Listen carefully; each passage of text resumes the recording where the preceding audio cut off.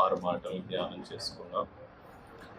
మొదటి మాట క్షమాపణ, రెండవ మాట నిశ్చయిత. మనం ప్రభు దగ్గరికి వెళ్ళి, ప్రభా నేను తప్పు చేశాను అని ఎప్పుడైనా ప్రభు దగ్గరికి వెళ్ళి క్షమాపణ అడిగితే ఆయన క్షమించడానికి సిద్ధ మనసు గల దేవుడు. ఆయన కృపా సమృద్ధి గలవాడు. ఆయన దగ్గర కృప చూపించడానికి కొరత ఏమీ లేదు. అలాగే మూడవ మాట తమ్ముడు మహేష్ మాట్లాడారు, బాధ్యత. చాలాసార్లు మనం ఈ భూమి మీద జీవించినప్పుడు మన సుఖం కోసం, మన సంతోషం కోసం, మన ఏమనాలి అని అంటే మేలు కోసం, మంచి కోసం చాలా బాధ్యతలు మనం ఏం చేయము అని అంటే లెక్క చేయం. ఎవరు ఎలా పోతే నాకేంటి, నేను బాగుంటే. ఈవెన్ సిలువలో కూడా ఆఖరి క్షణం ప్రాణం పోతున్నప్పుడు కూడా ప్రభు తన బాధ్యతను ఆయన నిర్లక్ష్యం చేయలేదు. దాన్ని మనకు ఒక మాదిరిగా ఆయన ఉంచాడు. నాలుగో మాట బ్రదర్ మన్మధరావు గారు చెప్పారు, తండ్రి కుమారుడు వారి మధ్యలో ఉన్న సహవాసం. ఆయన తండ్రి కుమారుని చెయ్యి ఎందుకు విడిచారు అని అంటే మన చెయ్యి ఎప్పుడూ పట్టుకొని ఉండడానికి. మన కష్టాల్లో, నష్టాల్లో, బాధల్లో, భయాల్లో అంత మాత్రమే కాదు కానీ నిత్యత్వం అంతా మన పాపం మనల్ని దేవుడి నుంచి దూరం చేస్తే యేసుక్రీస్తు ద్వారా తండ్రి మన చెయ్యిని మరలా పట్టుకున్నాడు. కాబట్టి ఆయన ఇక మన చెయ్యి విడిచిపెట్టే ప్రసక్తి లేదు. అలాగే ఐదో మాట తమ్ముడు సురేష్ పంచుకున్నారు, ఆత్మీయ దాహం. యేసుక్రీస్తు ప్రభు ఆయన నరుడు, ఆయన నరుడు మాత్రమే కాదు, దేవుడు నరుడు కూడా. ఆయన మన కొరకు ఆయన భౌతిక శ్రమలను మాత్రమే కాదు కానీ ఆయన ఆత్మీయ దాహాన్ని కూడా, మనలో ఉన్న ఆ లోటును, మన అంతరంగంలో ఉన్న ఆ దాహాన్ని తీర్చడానికి ఆయన ఆత్మీయంగా తప్పికొని మన లోపల ఉన్న ఆత్మదాహాన్ని ఆయన తీర్చాడు. ఎలా అయితే సమరయ స్త్రీకి ఆమె చాలా మందిని నమ్మింది, పురుషుణ్ణి నమ్మింది, మరొకరు నమ్మింది, 5 భర్తలను మార్చి ఎవరైనా సరే నన్ను బాగా చూసుకోలేరా, బాగా పట్టించుకోలేరా, ప్రేమించలేరు అన్నప్పుడు వస్తువుల్లో మనకు తృప్తి ఉండదు, మనుషుల్లో మనకు తృప్తి ఉండదు, ఆస్తిపాస్తుల్లో తృప్తి ఉండదు. తృప్తి దేవుని దగ్గర మాత్రమే ఉంటుంది. కాబట్టి అదొక అద్భుతమైన మాట. 6వ మాట ఇప్పుడు మనం విన్నాం, అదేంటి అని అంటే మన విజయం మనది కాదు, మన విజయం మన ప్రభుదే. ఆయన మన కొరకు పోరాడి, పాపంతో పోరాడాడు, శాపంతో పోరాడాడు, అవమానంతో పోరాడాడు, సమస్తాన్ని ఆయన భరించాడు. మనకు భరించడానికి ఇంకేమీ లేదు. మన అవమానాన్ని, మన నిందల్ని, మన శ్రమని, మన పాపాన్ని, శాపాన్ని ఆయన భరించి సిలువలో బిగ్గరగా ఒక కేక వేశాడు. ఆ కేక ఏంటి అని అంటే అది ద క్రై ఆఫ్ విక్టరీ. నిజంగా అది విజయపు కేక. నేను సమస్తాన్ని పూర్తి చేసి భరించి నేను మీకు విజయాన్ని ఇస్తున్నానని ప్రభు పలికిన మాట. 6 మాటలు, అద్భుతమైన మాటలు. చివరి మాట కూడా మనం జ్ఞాపకం చేసుకొని ఇక్కడి నుంచి మనం వెళ్దాం. ప్రభు యొక్క రొట్టె ద్రాక్షరసంలో చేతులు పెట్టి మనం ఇక్కడి నుంచి వెళ్దాం. లూకాసు వార్త 23వ అధ్యాయం, లూకాసు వార్త 23వ అధ్యాయం 46వ వచనాన్ని చదువుకుందాం.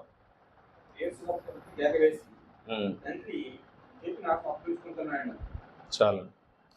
సో ఇది యేసుక్రీస్తు ప్రభు సిలువలో పలికిన చివరి మాట. ఈ మాట చెప్పి ఆయన తన ప్రాణాన్ని విడిచారు. ఈ మాట తండ్రితో మాట్లాడుతున్న మాట. తండ్రి, కుమార, పరిశుద్ధాత్మలు. నాకు బ్రదర్ మాట్లాడితే ఒక మాట అన్నారు, దాన్ని నేను కొంచెం చిన్న క్లారిఫికేషన్ చేస్తున్నాను, అంటే కొంతమంది కన్ఫ్యూజ్ అవ్వచ్చు. త్రిత్వం అనేది త్రియేక దైవం, తండ్రి, కుమారుడు, పరిశుద్ధాత్ముడు. ఒక్కడే ఉన్న 3 వ్యక్తులు. ఎందుకొరకనంటే ఇది ఆదికాండం నుంచి మన ప్రకటన గ్రంథం వరకు చూస్తున్న విషయం. సో కుమారుడు సిలువలో వేదన పడుతూ, యాతన పడుతూ తండ్రికి ఆయన పిలవటం, ప్రార్థన చేయటం ఈ 7 మాటల్లోనే 3 సార్లు మనం చూస్తాం. మొదటిసారి తండ్రి వీరిని క్షమించండి అన్నాడు. రెండోసారి తండ్రి నా చేయి నీవు ఎలా విడిచావు అన్నాడు. చివరిసారి మరలా తండ్రితో ఆయన మాట్లాడుతూ ఏమంటున్నాడు అనంటే, తండ్రి నీ చేతికి నా ఆత్మను అప్పగించుచున్నాను. కాబట్టి ఈ ఏకమై ఉన్న దేవుడు, తండ్రి కుమార పరిశుద్ధాత్ములుగా ఏకమై ఉన్న దేవుడు, ఇది ఒక మర్మం. అర్థం చేసుకోవడం అంత ఈజీ కాదు. దానికి ఎప్పుడన్నా సమయం ఉన్నప్పుడు మరలా త్రిత్వాన్ని గురించి మనం స్టడీ చేయొచ్చు. బట్ ఇక్కడ నేను యేసుక్రీస్తు ప్రభుకి తండ్రికి మధ్యలో ఉన్న ఆ అన్యోన్య బంధాన్ని, సంబంధాన్ని మొట్టమొదటిగా నేను ఈ చివరి మాటలో చెప్పాలనుకుంటున్నాను. తండ్రి కుమార పరిశుద్ధాత్ములు వీరు ఏకమై ఉన్న దైవం. దేవుళ్ళు అనుకోరు, ముగ్గురు దేవుళ్ళు అని అనకూడదు. ముగ్గురు వ్యక్తులు, బట్ ఒక్కడే దేవుడు. అంటే వీరి తత్వం, వీరి స్వభావం, వీరి యొక్క ఎసెన్స్, వీరి యొక్క ఉనికి ఒకటే. తండ్రిని మనం ఏం చేయలేము అని అంటే కుమారుడి నుంచి వేరు చేయలేము, కుమారుడిని పరిశుద్ధాత్మ నుంచి వేరు చేయలేము. ఇంకా చెప్పాలి అంటే, బాగా అర్థం కావాలి అని అంటే, వారి ముగ్గురు ఒకే స్వభావాన్ని, ఒకే తత్వాన్ని నిత్యత్వపు భూతకాలం నుంచి నిత్యత్వపు భవిష్యత్తు వరకు కలిగి ఉన్నవారు. తండ్రి ప్రేమ, కుమారుని ప్రేమ, పరిశుద్ధాత్మ ప్రేమ, ఇవి వేరు వేరు ప్రేమలు కావు. ఒకటే ప్రేమను ముగ్గురు కలిగి ఉన్నారు.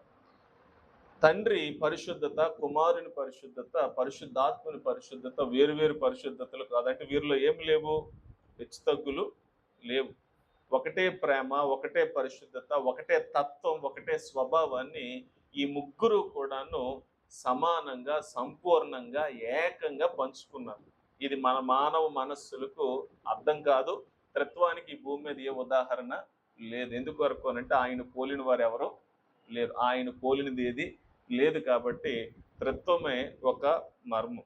అయితే ఇక్కడ దాని గురించి నేను చెప్పను, కానీ ఇక్కడ నేను చెప్పాలనుకున్నది ఏంటి అనంటే, ఊహించండి, నిత్యత్వపు భూతకాలం నుంచి నిత్యత్వ భవిష్యత్తు, టైం లేనప్పటి నుంచి టైం మరలా ఇక ఎండ్ కాని టైంలో వరకు కూడాను ఈ కాలం అనేది మించి, కాలాన్ని దాటి ఒక ముగ్గురు అన్యోన్య సహవాసంలో ఉన్నారు. ఎంత అన్యోన్య సహవాసం అనంటే, మన ఇంట్లో నలుగురు ఐదుగురు కుటుంబంగా మనం ఉన్నప్పుడు, ఈ మధ్యన తమ్ముడు సురేష్కి మ్యారేజ్ అయింది. మ్యారేజ్ అవుతున్నప్పుడు నేను వాళ్ళ నాన్నగారిని గమనించాను. వాళ్ళ అమ్మగారు కొంచెం ధైర్యంగానే ఉన్నారు, వాళ్ళ నాన్నగారిని గమనించాను. ఒకవైపు మాట్లాడుతున్నారు, పలకరిస్తున్నారు, ఇంకోవైపు ఏంటంటే ఆయన ఏడ్ చేస్తున్నారు. ఆయన సాధారణంగా ఆడపిల్లని ఇంకొకరింటికి పంపించాలి అని అంటే, ఇంతకాలం మనతో ఉండి ఒక 18 సంవత్సరాలు, ఒక 20 సంవత్సరాలు మన ఇంట్లో ఉండి సడన్గా ఇప్పుడు అమ్మాయిని ఏంటి అని అంటే ఇంకొకరింటికి పంపించాలి అని అంటే మనసు ఒప్పుకోదు. అది ఎంత బాధ అంటే, ఇంకా బాధ ఆడపిల్లల తండ్రులకి అది తెలుసు. మనకేముంది, పర్లేదులే పెళ్లి చేసుకున్నాం కదా, ఆ అమ్మాయి మా ఇంటికి రావాలన్నట్టు ఉంటుంది. కానీ ఆ బాధ చాలా వర్ణనాది. ఆఫ్టర్ ఆల్ ఒక 20 years పెంచిన మనకే మన ఇంట్లో ఉన్న ఒక మనిషిని వేరే దగ్గరికి పంపించాలి అని అంటే అంత నొప్పి ఉంటే, అంత బాధ ఉంటే, యుగ యుగాలు ఒకటిగా ఉండి, ఒక్కటే స్వభావం, ఒకటే మాట, ఐక్యంగా, వారి మధ్యలో పరపత్యాలు లేకుండా, భేదాలు లేకుండా, సమానంగా వేరు చేయలేని తండ్రి కుమార పరిశుద్ధాత్ముల్ని మన పాపం ఏం చేసింది అని అంటే వేరు చేసింది. ఎంత వేరు చేసింది అని అంటే, తండ్రి తన ముఖాన్ని తిప్పుకున్నాడు యేసుక్రీస్తుని చూసి. చీ అనుకున్నాడు ఆయన. ఎందుకొరకు అని అంటే, యేసుక్రీస్తు ప్రభు సిలువలో భరిస్తుంది దేవునికి అసహ్యమైన పాపాన్ని. ఆయన మనిషిగా వచ్చినప్పుడు కూడా తండ్రి ఆయన ద్వేషించలేదు. నిజానికి తండ్రి ఆయన ఏమన్నాడు అంటే, ఈయన నా ప్రియ కుమారుడు, ఈయన యందు నేను ఆనందిస్తున్నానని చెప్పాడు. కానీ ఎప్పుడైతే యేసుక్రీస్తు ప్రభు సిలువెక్కాడో, ఎప్పుడైతే యేసుక్రీస్తు ప్రభు మన స్థానంలో మన పాపాన్ని అనిపిస్తూ ఉన్నాడో, ఈ త్రిత్వంలో ముగ్గురు ఒకటై ఉన్న వీరిలో తండ్రి తన ముఖాన్ని ఏం చేసుకున్నాడు అంటే కుమారుడి నుంచి తిప్పుకోవాల్సి వచ్చింది. ఎందుకొరకు అంటే, అక్కడ యేసుక్రీస్తు దేవునికి తగనిది, దేవుని స్వభావానికి విరుద్ధమైనది పాపం. ఆ పాపాన్ని వహిస్తున్నప్పుడు ఆ త్రిత్వంలో ఉన్న సహవాసంలో ఏమొచ్చిందో తెలుసండి, ఎప్పటికీ ఎన్నటికీ విడిపోని వారి బంధంలో ఫస్ట్ టైం నిత్యత్వపు భూతకాలం నుంచి భవిష్యత్తు కాలం వరకు 6 గంటల్లో ఒక 3 గంటల సేపు బ్రేక్ వచ్చింది. ఆ 3 అవర్స్ బ్రేక్‌ని యేసుక్రీస్తు ప్రభు ఏం చేయలేకపోయారు అనంటే తట్టుకోలేకపోయారు. కేకలేసి ప్రార్థన చేస్తున్నారు. తండ్రి నువ్వు నా చేయనెందుకు? సమాధానం ఏం చెప్పుంటారు చెప్పండి? చాలా సార్లు ఈ ప్రశ్నే మనం మాట్లాడుకుంటాం కానీ సమాధానం ఏం చెప్పుంటాడు? తండ్రి సమాధానం ఏమై ఉంటుంది? ఏమై ఉంటుందో తెలుసా అండి? తండ్రి ఇలా అని ఉంటాడు. పాపం లేనంత వరకే, పాపం ఒకసారి వచ్చిన తర్వాత నిత్యత్వం నుంచి మనందరం ఒకటే అయినా కూడా ఇప్పుడు నీలో నాకు కనిపిస్తున్నది ఏంటి అనంటే నా స్వభావానికి విరుద్ధమైన పాపం. కాబట్టి నేను నీ చెయ్యికను పట్టుకోలేదు. ఎప్పటి వరకు? ఆ పాప శిక్ష అంతటిని భరించేవారు. ఇందాక యేసుక్రీస్తు ప్రభు పెద్దగా కేకలేశారని మౌని చెప్పారు కదా. ఆ కేక అందులో ఒక సంతోషం కూడా ఉంది, అందులో ఒక ఆనందం కూడా ఉంది. ఆనందం సంతోషం ఏంటో తెలుసండి, ఆ పాప శిక్ష అంతటిని భరించే వరకు తండ్రి తన ముఖాన్ని దిప్పుకున్నాడు. ఎవరో తెలియదు అన్నట్టుగా, ఒక పాపిని చూసినట్టుగా యేసుక్రీస్తు ప్రభుని ఆయన చూసి ఆ పాప శిక్ష అంతా అయిపోయిన తర్వాత ఇక శిక్ష అనేది లేదు, ఆ పూర్తి చేసుకున్నారు. కాబట్టి ఇప్పుడు సంతోషంతో ఆయన కేక వేశాడు, తృప్తితో ఆయన కేక వేశాడు. సమాప్తమైంది. ఏం సమాప్తమైంది అనంటే పాపానికి శిక్ష సమాప్తం అయింది. కాబట్టి ఇప్పుడు 46వ వచనంలో మరలా ఇప్పుడు ఆయన ఏమని పిలుస్తూ ఉన్నాడంటే, తండ్రి నీ చేతికి నా ఆత్మను అప్పగిస్తూ. We are back. ఒక రకంగా చెప్పాలి, కొద్ది క్షణాలు ఈ పాపం మనల్ని వేరు చేసింది. మరలా ఈ కొద్ది క్షణాలు, కొద్ది గడియలు, కొద్ది గంటలు పాపం వేరు చేసిందని అంటే మన పాపం అంత సింపుల్ అని కాదు. మాట టైం లేదు, ఎలా చెప్పాలో నాకు తెలియట్లేదు. ఎందుకంటే ఇందులో అంత లోతు ఉంది, ఇందులో అంత భారం ఉంది మాటలు. చాలా మంది ఇలా అంటారు, ఒక మనిషి 3 గంటల సేపు 6 గంటల సేపు సిలువలో ప్రాణం పెడితే మానవ జాతి పాపం అంతా ఎలా పోతుంది? మీకేమన్నా అసలు సెన్స్ ఉందా, బుద్ధి ఉందా? మీ క్రైస్తవులు అసలు ఏం నమ్ముతున్నారో మీకేమన్నా ఆలోచన ఉందని చాలా మంది అంటారు. పాప భారం మీరు నేను భరించాలంటే మనుషులం కాబట్టి యుగ యుగాలు భరించాలి, నరకంలో పడి యుగ యుగాలు భరించాలి. చిన్నపిల్లలు వాళ్ళు ఒక బరువు మోయగలరు, వారి బరువు మోసే స్థాయి ఏంటంటే 5 కేజీలు 10 కేజీలు 20 కేజీలు. ఇంకాస్త పెద్దోళ్ళు ఒక 150 కేజీలు ఉన్న ఒక మంచి బాడీ బిల్డర్, 200 కేజీలు వెయిట్ ఉన్న ఒక బాడీ బిల్డర్ ఎంత మోయగలడు అని అంటే 400 కేజీలు మోయగలడేమో, 450 కేజీలు మోయగలడు. ఈ సిలువలో ప్రాణం పెడుతున్నది ఎవరు అనంటే నేను ఎప్పుడు చెప్తానో, ఆయన మీలాంటి నాలాంటి నరుడు కాడు. నోటి మాటతో ఈ సృష్టి అంతటినీ చేసినవాడు. ఊహించుకోండి, పర్వతాలు, సముద్రం, ఆకాశం, నక్షత్రాలు, ఈ కనిపించని ఈ సృష్టి అంతటినీ కూడా నోటి మాటతో దేవుడు చేశాడు అనంటే ఆయన ఎంత శక్తివంతుడో చూడండి. అలాంటి శక్తివంతుడు కూడా ఈ పాప భారాన్ని భరించలేక, తండ్రి నువ్వు నా చెయ్యిని ఎందుకు వదిలేసావనంటే ఈ పాప భారం ఇంకెంత భయంకరమైందో చూడండి. కాబట్టి అక్కడ భరించింది ఎవరు అనంటే నరుడు కాదు, అక్కడ భరించింది ఎవరు అనంటే ఆ దేవాది దేవుడు.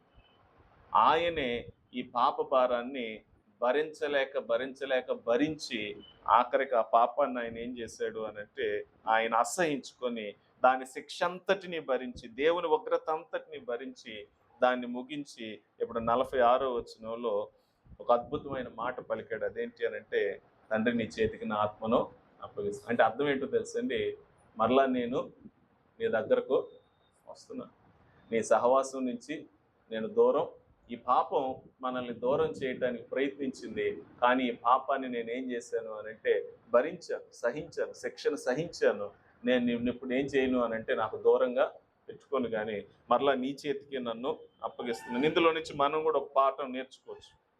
ఇంకో మాట చెప్పి నేను ముగిస్తాను. దీని తర్వాత నేర్చుకోవాల్సిన పాఠం ఏంటి అనంటే, చాలాసార్లు మనం దేవునికి వ్యతిరేకంగా తప్పు చేసినప్పుడు, పాపం చేసినప్పుడు చాలాసార్లు ఏంటి అనంటే మరలా దేవుని దగ్గరికి వెళ్ళటానికి ఇష్టపడు.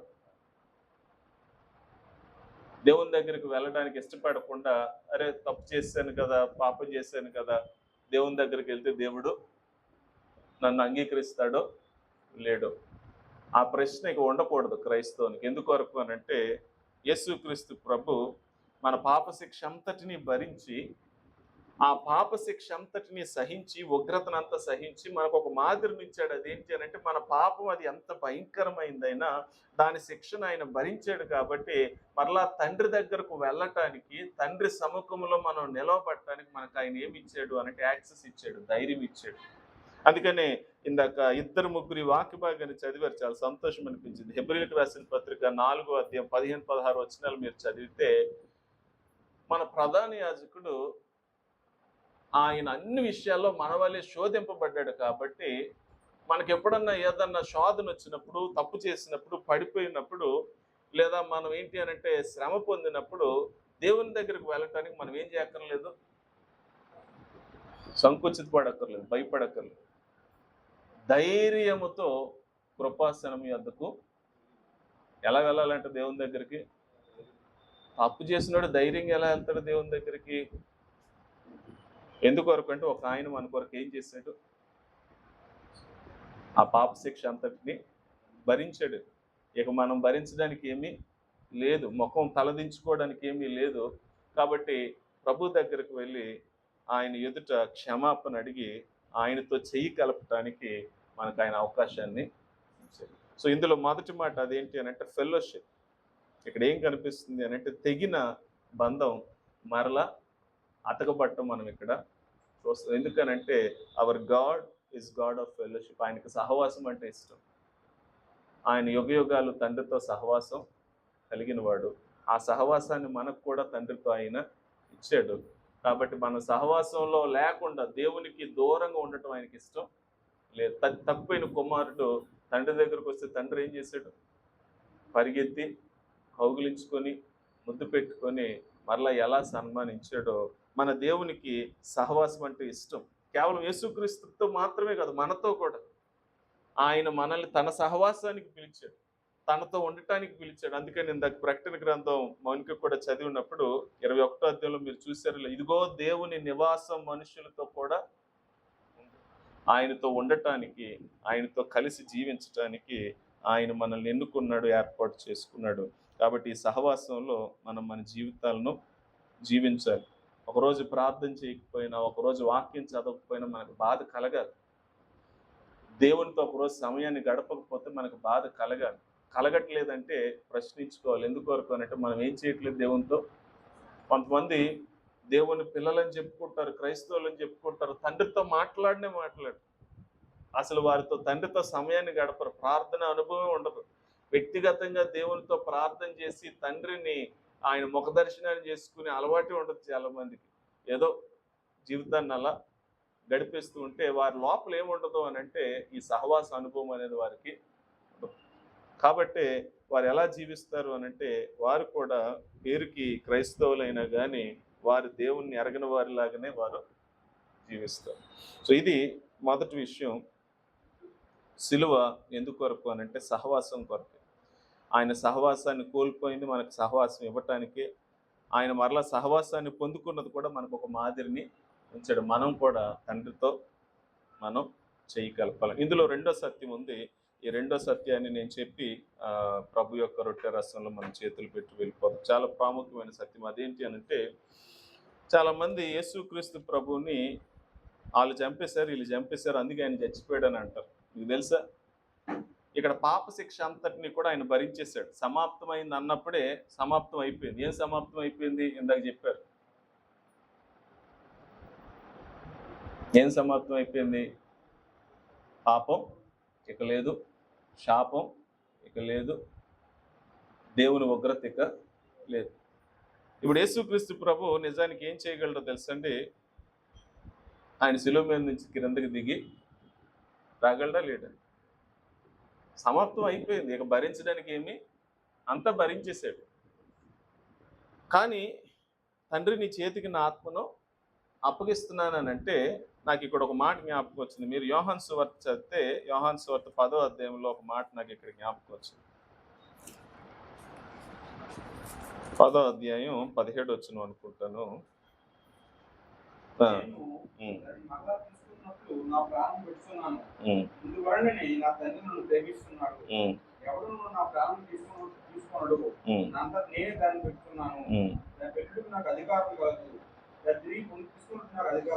చాలండి. మీరు బాగా చూస్తే ఈ వాక్య భాగం యేసుక్రీస్తు ప్రభు ఏమంటున్నారు తెలుసండి, ఎవడు నా ప్రాణాన్ని తీసుకోలేడు, ఎవడు నా దగ్గర నుంచి నా ప్రాణాన్ని లాక్కోలేడు. ఎందుకొరకు అంటే మనం అనుకోండి, మన ప్రాణాలు దేవుని చేతిలో ఉన్నాయి.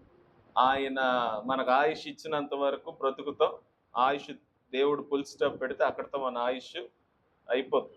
యాక్సిడెంట్ అయితే పోతాం, అదైతే పోతాం, జబ్బు వస్తే పోతాం, ఇంకోటి మనకి ఏంటి అంటే వీఆర్ లిమిటెడ్. మన ఆయుష్ అనేది అది మన చేతుల్లో లేదు, అది దేవుని చేతిలో ఉంది. భయపడాలి, ఉంటామా పోతామని ఇప్పుడు భయపడుతూ బ్రతకాలి. మనిషికున్న భయాల్లో ఒక గొప్ప భయం ఏంటి అని అంటే ప్రాణ భయం. యేసుక్రీస్తు ప్రభువుకి ఆ భయం లేదు. ఆయన ఏమంటున్నాడు తెలుసండి, నా ప్రాణాన్ని పెట్టడానికి నాకు అధికారం కలదు, మరలా తీసుకోవడానికి కూడా నాకు అధికారం కలదు. నేను దాన్ని పెడతాను, నేను మరలా దాన్ని, ఎందుకంటే ఆయన ఆథర్ ఆఫ్ లైఫ్, ఆయన జీవానికి అధిపతి. అందుకనే పేతురు ప్రసంగం చేస్తూ అపోస్తల కార్యాల గ్రంథంలో ఇలా అంటాడు, మీరు జీవాధిపతిని చంపితిరి కానీ మరణం ఆయన బంధించుట అసాధ్యం. మీరు చంపింది మామూలు ఉండు కదా, జీవానికి అధిపతి. యేసుప్రభు అదే డిక్లేర్ చేస్తున్నాడు, రే మీరు అందరూ నన్ను చంపారు కాబట్టి నేను చచ్చిపోవట్లేదు, నేను పాప శిక్షను భరించడానికి వచ్చాను, నేను దాన్ని భరించాను, ఇప్పుడు నా ప్రాణాన్ని నేను నా తండ్రి చేతికి అప్పగిస్తున్నానని లోకానికి ఆయన ఒక ఛాలెంజ్ చేసి ఆయన తన ప్రాణాన్ని విడిచిపెట్టాడు.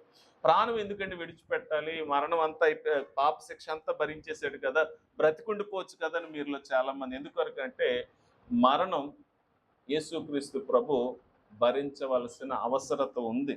ఎందుకొరకంటే దేవుడిచ్చిన శాపాల్లో ఒక శాపం ఏంటి అని అంటే ఆదాముకు, మనకు, అతని సంతతికి దేవుడిచ్చిన శాపం మరణం.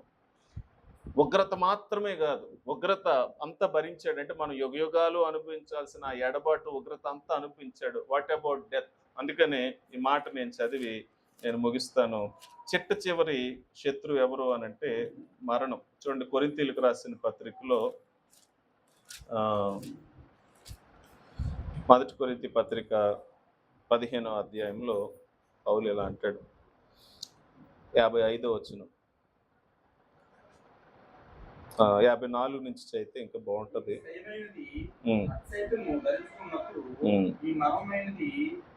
మర్త్యమైనది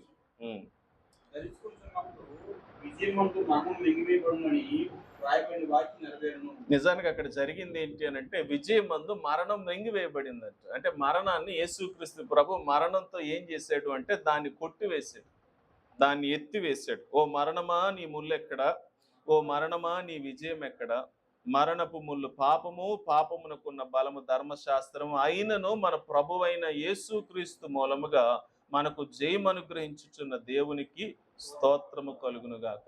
ఏమంటున్నాడు అనంటే మరణానికి బలం ఎప్పటి వరకు ఉంది అనంటే యేసుక్రీస్తు ప్రభు మరణాన్ని అనుభవించే వరకే మరణం. అంటే ఒక ఉదాహరణ చెప్పి మీకు అర్థం కావడానికి నేను ప్రభు యొక్క రొట్టె ద్రాక్షరసం వరకు, మీరు ఎప్పుడన్నా ఈ తాడు, ఈ 2 గ్రూపులు పట్టుకొని తాడు పట్టుకొని లాగే ఆట మీరు ఎప్పుడన్నా చూసారా? అటు ఒక 4 5 ఇటు ఒక 4 5 తాడులు పట్టుకొని ఆడుతూ ఉంటారు. ఈ తాడు పట్టుకొని లాగుతున్నప్పుడు అవతలోళ్ళు బలమైన వాళ్ళు అనుకోండి, యువతలోళ్ళు వీక్ అనుకోండి, లాగ్గానే ఏమైపోతారని అంటే అందరూ అటువైపు వెళ్ళిపోతుంటారు. ఊహించుకోండి, మరణం అనేది మనుషులందరినీ లాగేస్తుంది. దాన్ని ఎదిరించేవాడు ఎవరో లేరు. మనుషులందరూ ఆ గోతులోనే పడుతున్నారు. ఎప్పటి వరకు అనంటే మరణాన్ని జయించగలిగే జీవాధిపతి ఆ తాడును పట్టుకున్నంత వరకే దానికి బలం. ఎప్పుడైతే ఆయన చెయ్యి తగిలిందో, ఎప్పుడైతే ఆయనే మరణాన్ని రుచి చూశాడో ఇక మరణానికి ఏమి లేదు అనంటే దానికి ఇక దాని శక్తి లేదు. మరణం మింగివేయబడిందంట, మరణమే ఓడిపోయింది. మరణం ఏమైపోయింది అనంటే తన శక్తి అంతటిని కోల్పోయింది. ఎందుకొరకు అంటే అందులోనికి లాగింది, ఎవరిని లాగింది అనంటే జీవాధిపతిని మరణంలోనికి లాగి ఆ మరణం తప్పు చేసింది. మరణం తన శక్తిని కోల్పోయింది. అందుకు యేసుక్రీస్తు ప్రభు తను తాను ఏం చేసుకోవాల్సి వచ్చిందంటే మరణానికి అప్పగించుకోవాల్సి వచ్చింది. ఎప్పుడైతే మరణం ఆయన రుచి చూచిందో ఆ మరణపు ముళ్ళు విరిగి ఆయన మరణంలో నుంచి ఏం తీసుకొచ్చారు అనంటే జీవాన్ని బయటకు తీసుకొచ్చారు. శూన్యములో నుంచి సృష్టిని చేసినట్టు, ఏమీ లేని చోట ఆయన వెలుగుని చేసినట్టు మరణంలో ఆయన ఏం కలుగు చేశాడు అంటే జీవాన్ని కలుగు చేసి మనుష్యులైన మనకు ఆయన ఒక గొప్ప నిరీక్షణ ఆయన ఇచ్చాడు. అందుకనే మనం ఈస్టర్ ఇంకొక 2 రోజుల్లో మనం కలుసుకున్నప్పుడు దానికి ఆయన ఏంటి అనంటే సాక్ష్యంగానే ఆయన ఏం చేశాడు అనంటే పునరుత్థానాన్ని, మొదటి పునరుత్థానాన్ని ఆయన మనకు మాదిరిగా ఆయన ఉంచాడు. ఇన్ఫాక్ట్ యేసుక్రీస్తు ప్రభు సిలువ ఘట్టం జరిగినప్పుడు కూడా మీరు గమనించారో లేదు, ఇందాక చదివినప్పుడు ఆయన చనిపోయిన తర్వాత ఆయన తన తలను వంచగానే అక్కడ చాలా సమాధులు ఏమయ్యాయంట, రద్దలయ్యాయి. మీకు తెలుసా? హిస్టారికల్, ఇదేదో అనగనగా చెప్పిన కథ కాదు.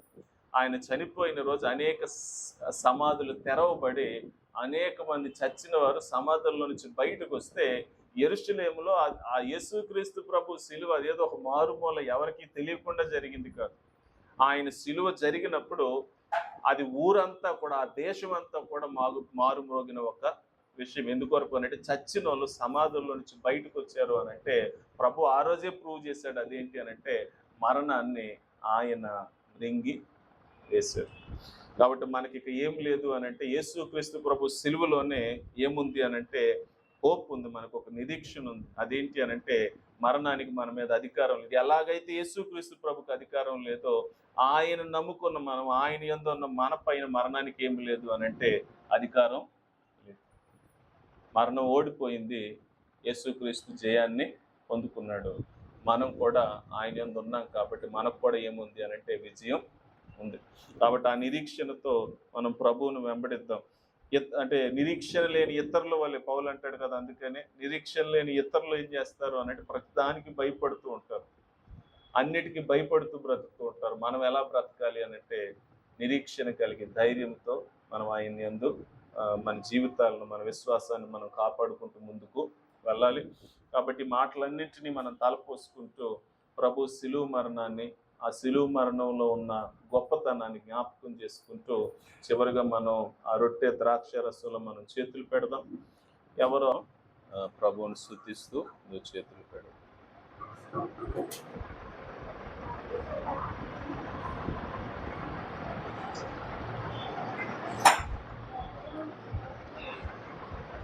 చివరి ప్రార్థన చేసుకొని మనం ఇక్కడి నుంచి వెళ్దాం. నేనే చివరి ప్రార్థన చేస్తున్నాను. ప్రభు మీకు వందనాలు, మీకు స్తుతులు నాయన. ఈ గుడ్ ఫ్రైడే దినాన మీ సిలువ త్యాగాన్ని జ్ఞాపకం చేసుకోవడానికి, మీ సిలువలో చేసిన గొప్ప కార్యాన్ని జ్ఞాపకం చేసుకోవడానికి మాకు ఇచ్చిన ఈ భాగ్యాన్ని బట్టి మీకు వందనాలు. వచ్చిన మీ బిడ్డలందరిని బట్టి మీకు వందనాలు. ఆయన మరి మేము చెప్పుకున్న మాటలు, మీరు సిలువలో పలికిన మాటలు, వాటి సారాంశాన్ని మా మనసులో, హృదయాల్లో మీరు ముద్ర వేయండి. వాటి ప్రకారం ప్రభా మేము మీ యందు విశ్వాసం కలిగి జీవించడానికి, ఆ సత్యాలను నమ్మి మిమ్మల్ని వెంబడించడానికి, లోకంలో కూడా మీ మాదిరిని మేము పాటించడానికి మాకు కృప చూపండి. ఇంకా మా ఆత్మీయ జీవితాల్లో మేము ఎక్కడ బలహీనులుగా ఉన్నామో అక్కడ మమ్మల్ని బలపరచండి. ఇంకా ప్రభా మా జీవితాల్లో మాకున్న మరి ఎన్నో శోధనలు, శ్రమలు, వ్యతిరేక పరిస్థితులు, ఇరుకు ఇబ్బంది, వీటన్నిటి నుంచి కూడా ప్రభా మీరే మమ్మల్ని మంచి కాపరిలాగా ఆయన తప్పించండి, పోషించండి, నడిపించండి. అట్లా మేము ఆదివారపు దినాన ఆయన కలుసుకోవడానికి, మీ సన్నిధిలో ఆయన సంతోషించడానికి, ఆనందించడానికి మీరు కృప చూపండి. మరొకసారి ఇక్కడికి వచ్చిన ప్రతి బిడ్డని, వారిని, వారి కుటుంబాలని, వారు చేస్తున్న పని పాటల సమస్తాన్ని మీ చేతులకు అప్పగిస్తున్నాను. ముఖ్యంగా మరొకసారి చెల్లి పావనిని జ్ఞాపకం చేసుకుంటున్నాం. ఆయన మీ సిలువ గాయాల్లో స్వస్థత ఉందని, మీకు తగిలిన దెబ్బల చేత మాకు స్వస్థత కలుగుతుందని మీరు వాగ్దానం చేశారు. ఆయన మరొకసారి బిడ్డను మీరు జ్ఞాపకం చేసుకోనండి, ముట్టండి, సంపూర్ణమైన స్వస్థత, విడుదల, ఆరోగ్యాన్ని దయచేయండి. ఈ కొరకు ఇక్కడ నిలవబడి సాక్ష్యం చెప్పే కృపను తనకు, తన కుటుంబానికి మీరు అనుగ్రహించండి. ఆయన తనలో కూడా ప్రభా మీ ఆత్మకార్యాన్ని జరిగించండి, విశ్వాసాన్ని పెంచండి. ఆయన భయాన్ని, చింతని, ఆందోళన తొలగించండి. కుటుంబంలో మీ సమాధానాన్ని, సంతోషాన్ని నింపమని మరొకసారి మమ్మల్ని అందరినీ మీ చేతులకు అప్పగించుకుంటూ మీ కృపను కోరుకుంటూ యేసు నామమున అడిగి ప్రార్థిస్తున్నాం తండ్రి. త్రియేక దేవుని ప్రేమ, కృప, సమాధానం మనకు తోడుగా ఉండి నడిపించునుగాక. ఆమేన్.